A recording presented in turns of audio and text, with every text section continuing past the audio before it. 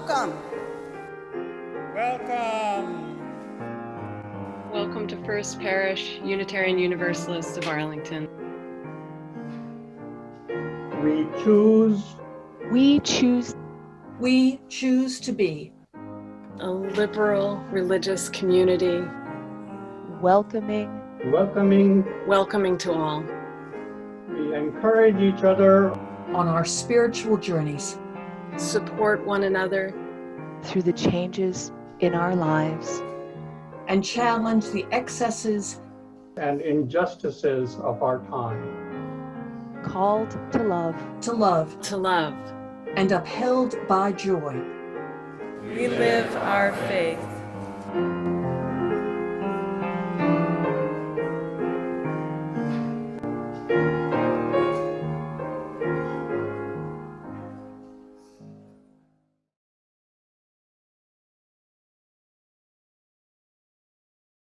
Good morning.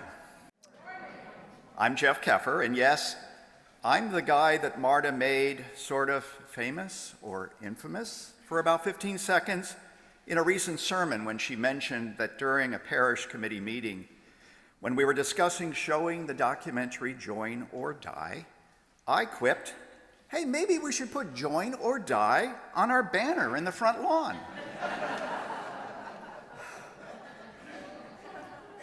Of course, I said it sort of in jest, but wouldn't it have been fun to watch the faces of drivers passing by on Route 60 and Mass Ave while reading that on a First Parish banner?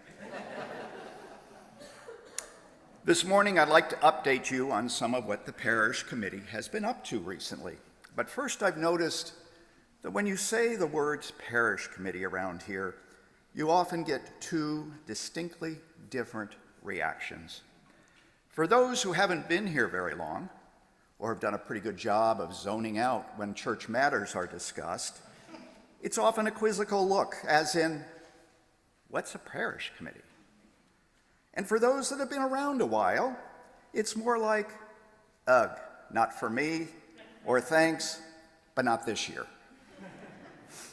Let's start with the easier of those two reactions.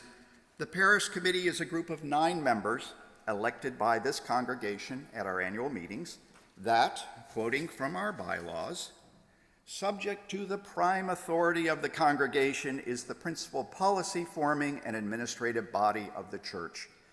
Well, what does that mean? It means the parish committee takes care of First Parish's business. That includes adopting a budget each year that ensures that we pay our ministers and staff appropriate and equitable salaries, that makes sure that all our bills are paid, and that, with the support of the trustees of our endowment, makes sure that enough money is available so that our hard-working property committee can maintain our buildings and grounds.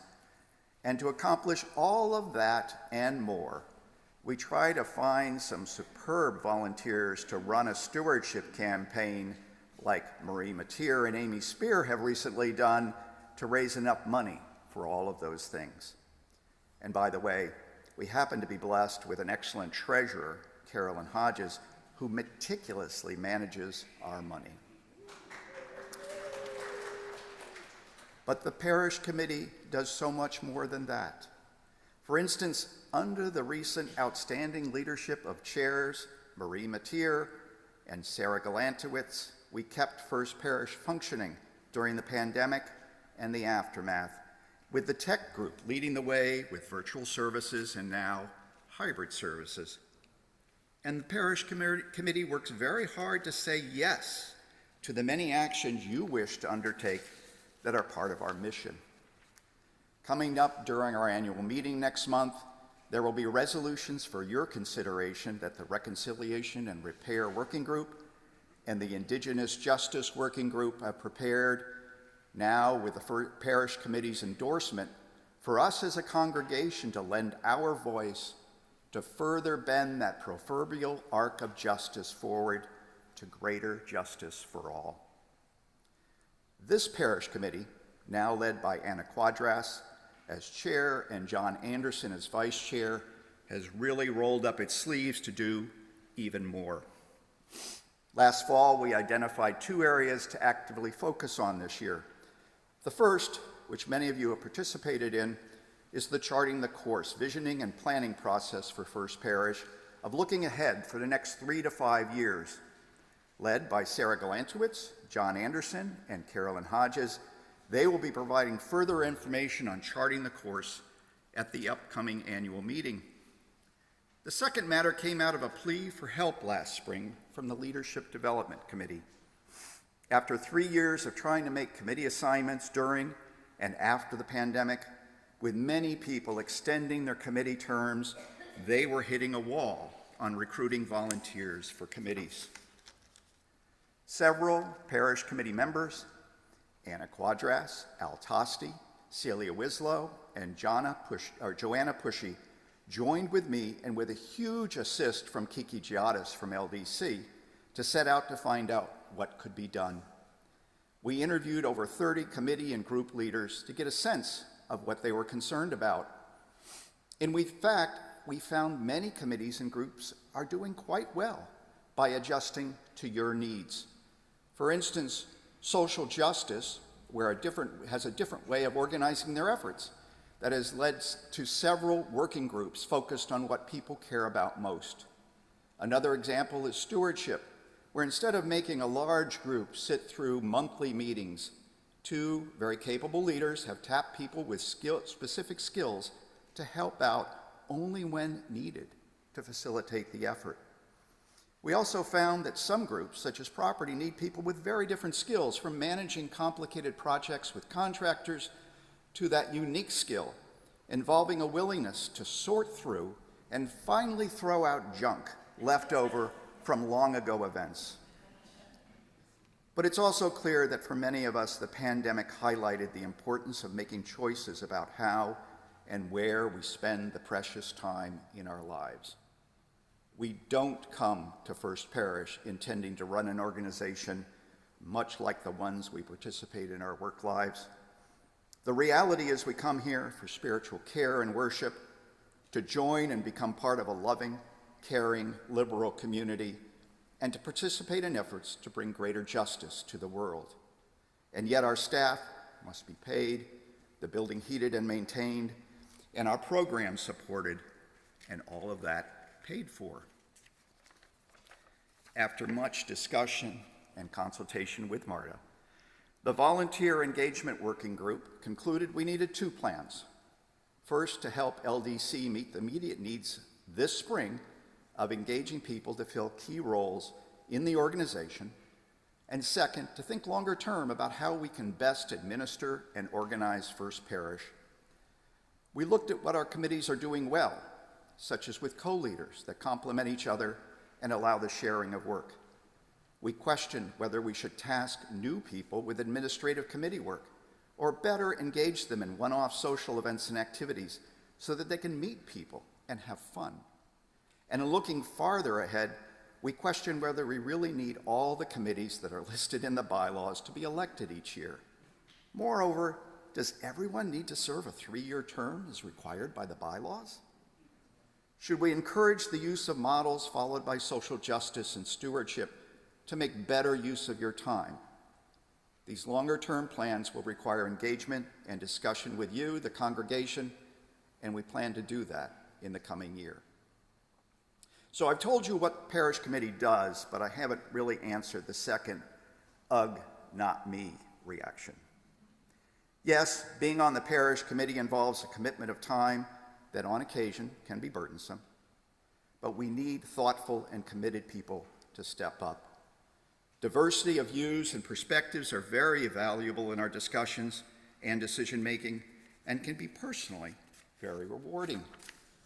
For example, I can point to the odd couple of my dear friend Celia Wislow and me. Celia is a renowned union organizer, fiercely committed to fairness and equity.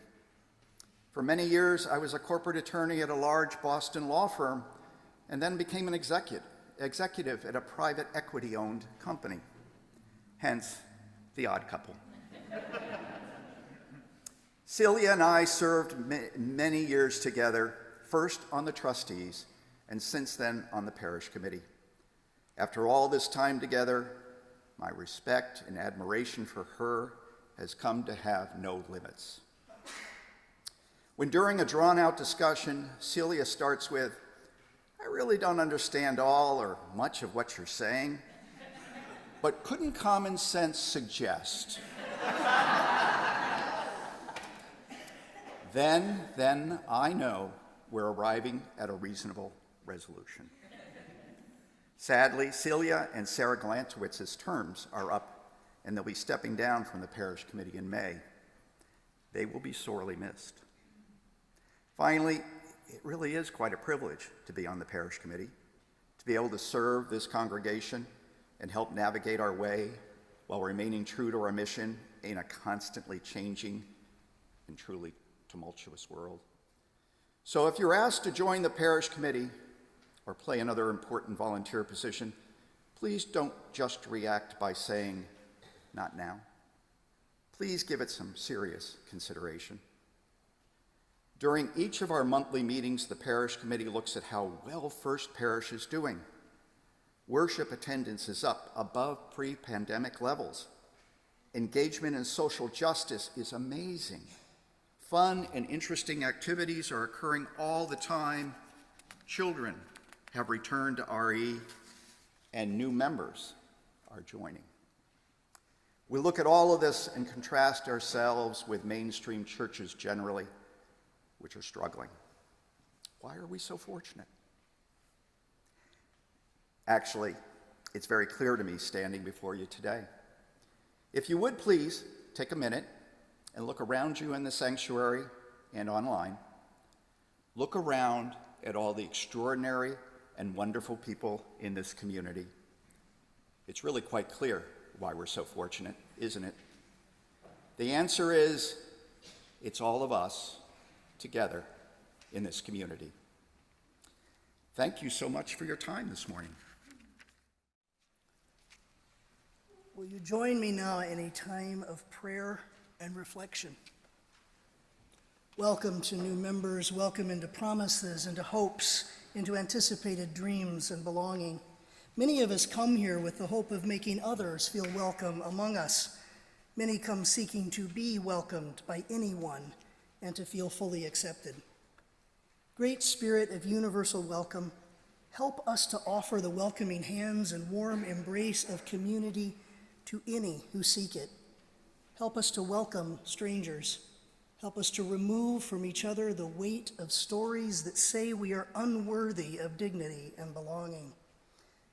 May we take action to relieve fears that some cannot belong or are unwelcome here. May we only look down on someone when we are reaching out a hand to lift them up. Source of unconditional acceptance, help us to be a place of freedom and belonging without prejudice or judgment towards another. We do not choose to enter into life. We are brought into life through portals wreathed in blood and pain. We emerge crying out against and yearning for freedom for as long as we live, passing through countless other markers of pain, joy, and fear, intertwined and inscribed on our bodies. Gentle compassion soothe us as we strain to wipe from our skin the reminders of our struggles, as though we can be scrubbed deeply enough to escape our souls or the conditions of our finite lives and quench our never-ending quest for freedom. Freedom which is ever-changing, which defies definition and eludes our grasp and desire to control it. Help us accept our limitations without losing hope to work for freedom and change. Beloved guide, nudge us out of familiar pathways, worn deep by struggles and polished smooth by memories of better days and fading hopes of brighter futures. Help us to understand that peace is not the absence of challenge, nor freedom the absence of hardship. Show us how peace and freedom are found in the midst of challenges when we join with others to share the struggles and embrace each other in our fullness and imperfections. Today, we join together in holding hope with those in our community who seek freedom from suffering, pain, illness, and oppression. We lift up those living with chronic conditions that challenge and limit choices and dash the spirit. May we be present to support them in finding enduring comfort and relief. Help those in our community healing spirit as they get through the pain of necessary yet unwanted surgeries and return to strength. Help also any who are finally getting access to needed surgeries previously denied to them, so they may contain their exuberance and slow down for healing to happen. We lift up those living imprisoned through incarceration and through circumstance whose freedom is constrained without recourse. Help us to be for them sources of solace and strength to endure, and may we join together to carry each other into the freedom we each need. Eternal Spirit, whose self-named identity is a verb, I am what I am becoming. Enable us with the wisdom and courage to embrace that we too are beings in continual states of becoming. Help us stand up against systems that limit who any of us can become and where we can belong. Guide our understanding to recognize that by stopping one another from becoming who we will be, freedom is lost, and we become imprisoned by separation and isolation from each other. May we unshackle the restraints and throw off the messages that say we cannot, should not, must not change and grow if we are to be loved. And may we hold these prayers and each other throughout this new week and beyond. Please join together now in a time of silent reflection. I remember my first Passover. I had no idea what I was getting into. Passover begins tomorrow night. Passover is a feast of spring, of freedom, of increasing light, and most of all, of joy. My high school sweetheart's house was filled with the smells of food cooking and the hubbub of people, aunts and uncles and cousins. People spoke over one another and laughed. The dining room table was extended to its full capacity. We squeezed around to fit everyone. Mr. Siegel, the man of the house, simmered everyone down, and he called on us each to read from a book called a Haggadah with words in both Hebrew and English. Everyone got to read, and I remember the sheer honor, the only non-Jew at the table, when Mr. Siegel asked me to read. The Passover meal is called a Seder. During the meal, the story of the Exodus is told using a script, that Haggadah, and certain foods are eaten signifying various details in the story. Matzah for the haste with which the Hebrews left Egypt. Haroset, my favorite, a sweet chutney-like paste that you slather between two pieces of matzah, signifying the mortar for the bricks that the Hebrews were forced to make and haul. And horseradish to recall the bitterness, and salty water to remember the tears of the people. Passover is perhaps the most brilliant intergenerational religious ritual because people of all ages can engage the story through taste and touch and sound and smell and song and games, call and response, and camaraderie around the table. If you have never been to a Passover Seder, add it to your bucket list.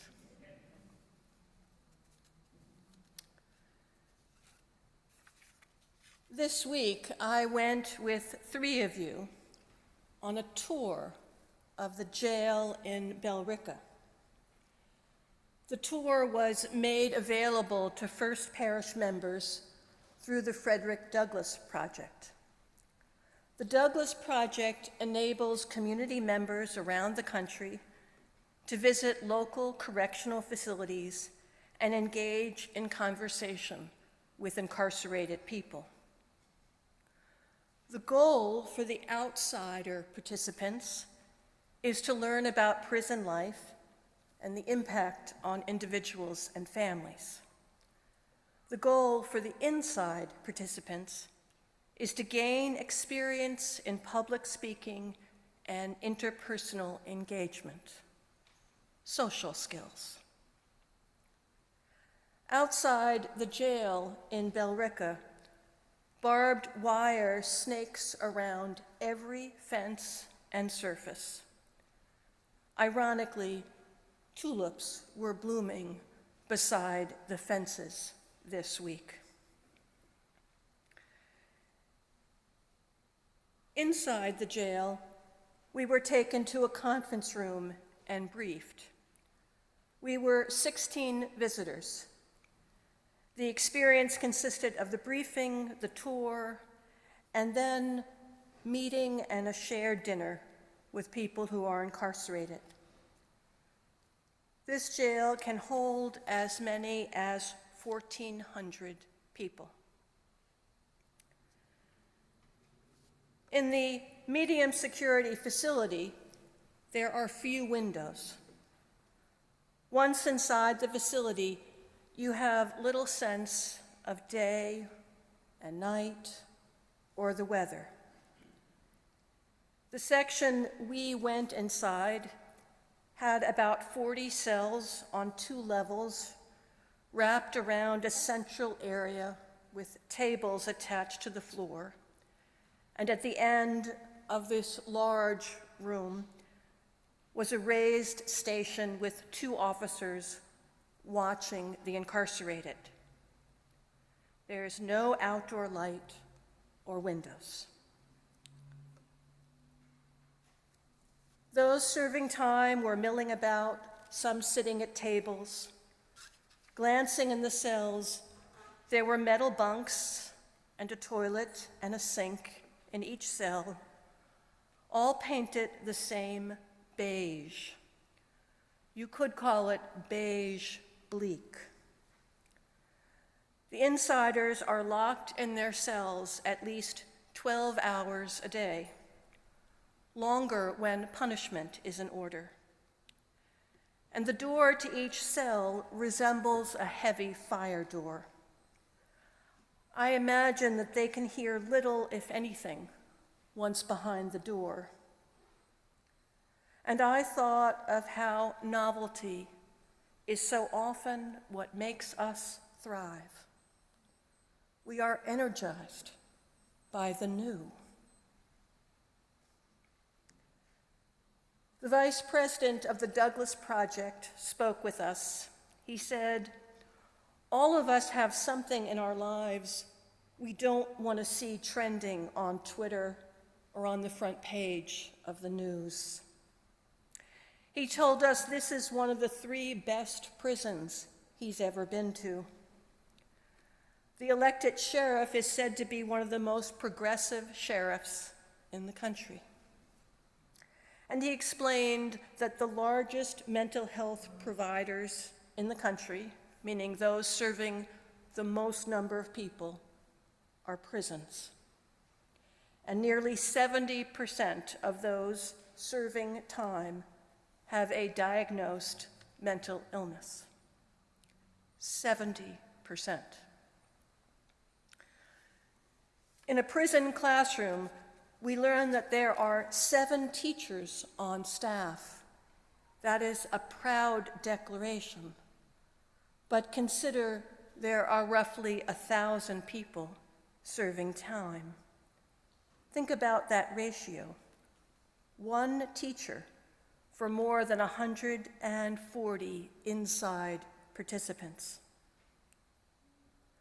On the wall of the classroom are famous people who got their GEDs. Britney Spears, Frank Sinatra, Red Fox, Selena, Peter Jennings, and Jerry Garcia. While touring the facilities, always in the distance is the sound of heavy doors slamming. Now, the picture book version of the Exodus story has Moses telling Pharaoh to let the people go, has the plagues 10 in all, and the parting of the Red Sea, and Miriam dancing on the shore, shaking her timbrels. But the chapter book version is far more complicated, and frankly, it gets shortchanged at the Passover table. The longer version is the escape from bondage and the arrival in the Promised Land, but also all the in-between, which is to say, the traveling or the wandering in the wilderness. What is often neglected is that the majority of the story and the majority of the time is not spent in getting out of Egypt or in arriving in the Promised Land. The majority of time is spent in the wilderness. In the wilderness, the people doubt, grow thirsty for anything to eat beside manna, question their leader, take up false idols, and figure out how to manage themselves as a people. The wilderness is where the community is forged. It is where the covenant, the laws, the promises that shape a people come into being. It's where people grumble and rebel and are tempted and come round again. The wilderness is where they come to know a God who can be both disappointed in them and embrace them yet again. Adrienne Rich wrote in a collection of poetry, "A wild patience has taken me thus far." A wild patience. Whatever wilderness you and I have traversed or are in the midst of right now, we are called to practice a kind of patience. What is patience? Patience is the capacity to live with what is unresolved. Unresolved problems, unresolved relationships, unresolved futures. Patience is the capacity to endure what is unknown and uncomfortable. The key to patience, to being patient, is to tell ourselves, remind ourselves, that this too shall pass, and I have the strength to bear this until it does. This too shall pass, and I have the strength to endure this until it does.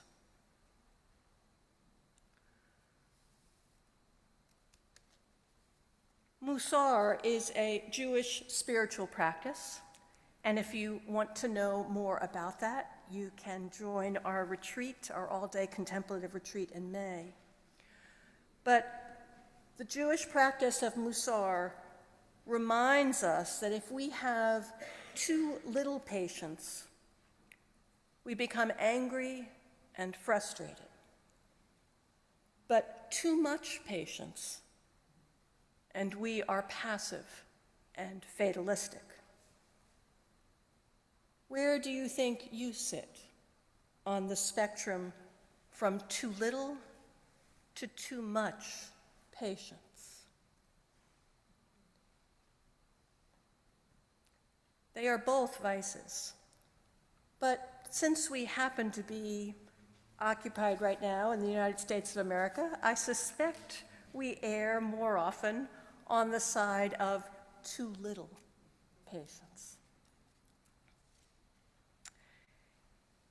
If you, like me, tend toward too little patience, look for opportunities to wait. Look for opportunities to wait. For example, by selecting the longest checkout line, or by letting other cars go in front of you while driving. Those are opportunities to cultivate patience. In the jail, in a room that doubled as a gymnasium with the basketball hoops to prove it, we gathered 16 outsiders and 21 incarcerated men and women. We were sent into small groups and assigned to round plastic tables arranged around the court. Around my table were 3 women serving time. All were in the pre-release program. They wore what looked like yellow surgical pants and bright yellow t-shirts that say mass corrections. We were given check-in questions. Where are you from? And what makes you feel loved? Victoria told us how visits make her feel loved. Ever since she was incarcerated, her mother has brought her 3 kids every Saturday to the prison.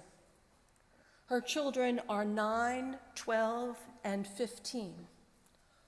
Old enough, I said to Victoria, to decide not to come. They have come every Saturday.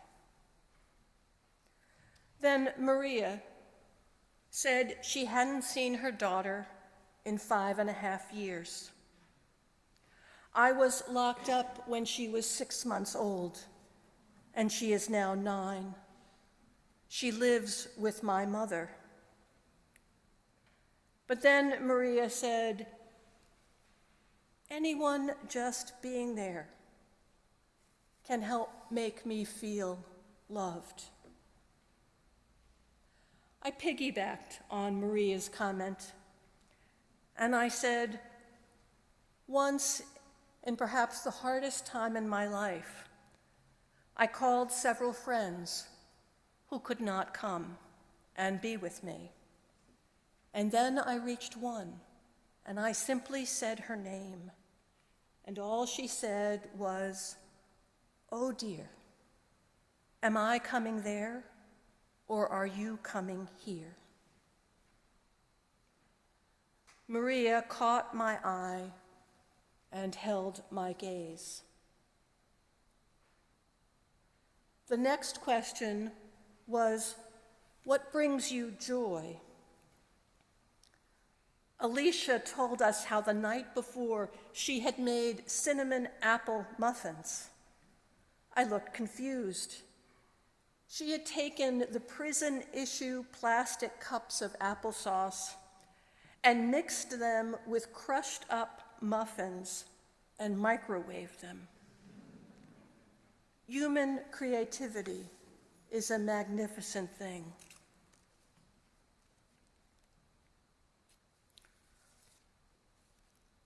What do you know about the wilderness?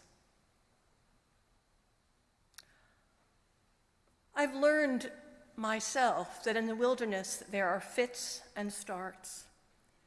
Change is rarely straightforward. It usually occurs slowly, incrementally, and in a non-linear fashion. We can feel hopeless one day and the next day have an inexplicable breakthrough. In the wilderness, there are wins and losses. And to endure, you have to get good at losing, because it is a long game. By the way, that is as true of personal wilderness as it is of societal wilderness. It is as true of personal change as it is of social change.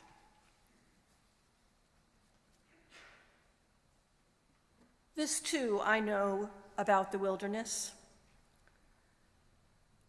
It involves a kind of waiting that can lead to despair if we let our negativity bias hold sway.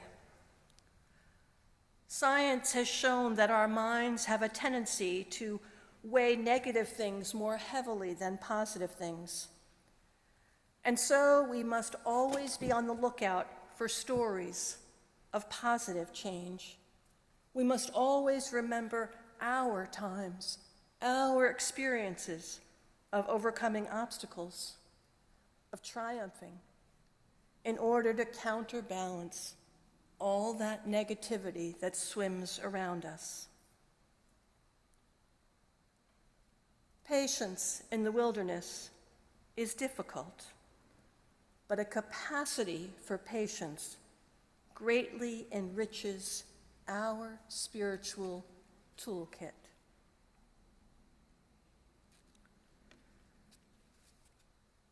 In that gymnasium, the facilitator came round, a man who himself had served 14 years, and he interjected, saying, "My faith has given me joy."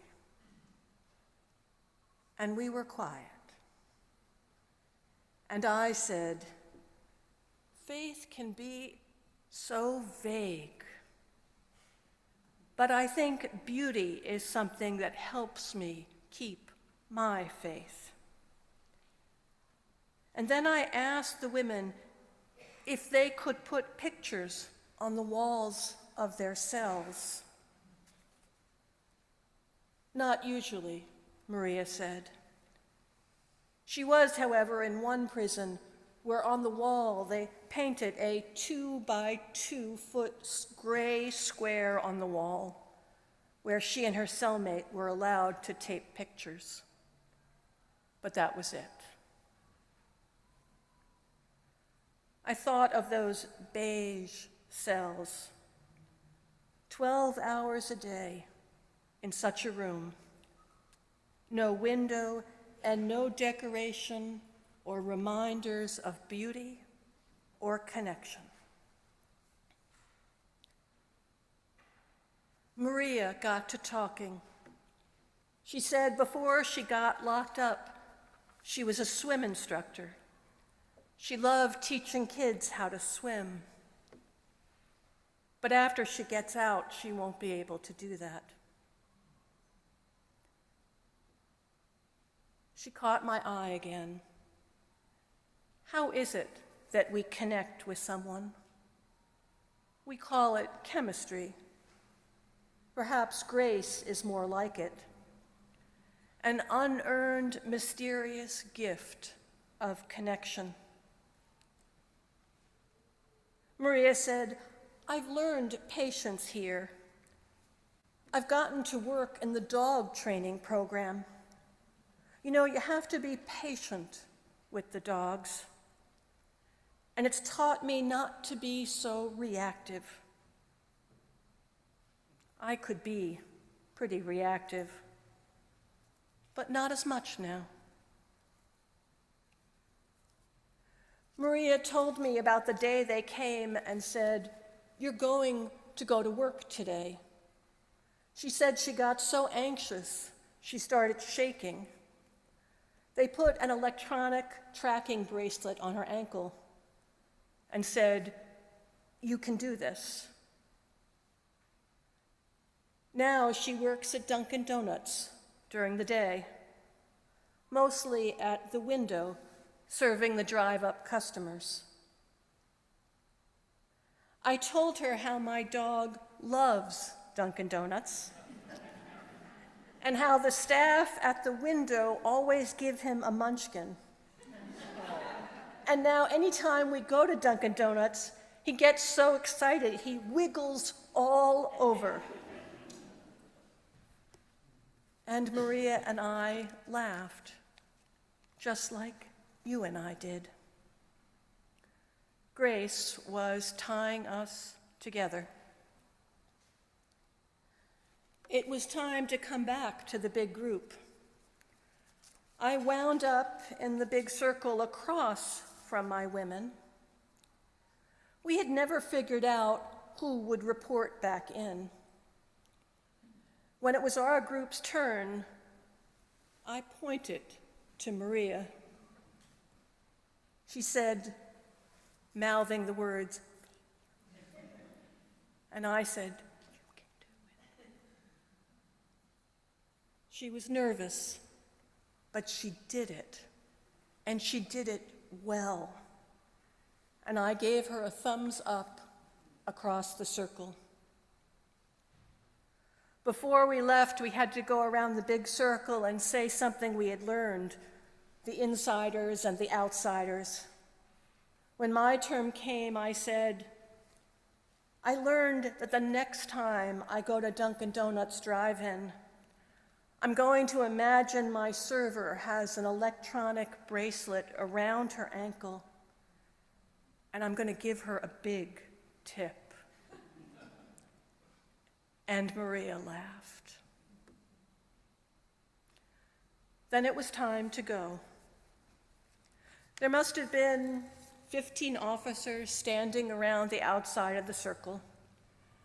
We outsiders were supposed to leave first. The inmates were all still seated. And I thought to myself, to heck with it. I broke with protocol and strode across the circle and hugged Maria. And she held on to me. And when I let go and looked in her face, she was smiling.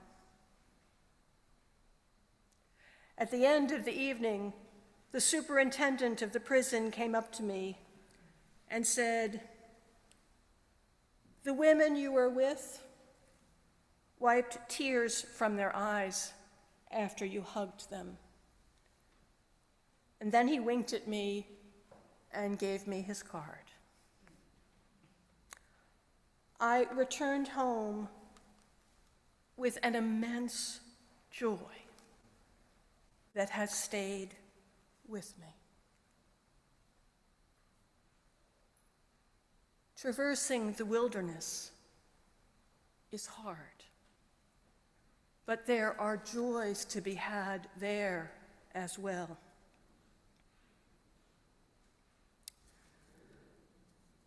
I've been reading a book about the Amish, and one of the practices in the Amish community is that when someone dies, you don't say, "I'll hold you in my prayers." You don't say, "I am sorry." Instead, the conventional greeting, and think about this greeting if you are grieving, the greeting is, "I wish you patience." I wish you patience. Perhaps we would do well to say that, to know that when we are grieving, but not only at a time of death, but perhaps at a time of birth and new love, at a time when we escape the bondage of tight places, and when we arrive at our promised moments of milk and honey, and yes, when we traverse the wilderness. I wish you and myself patience, patience. Happy Passover. Amen.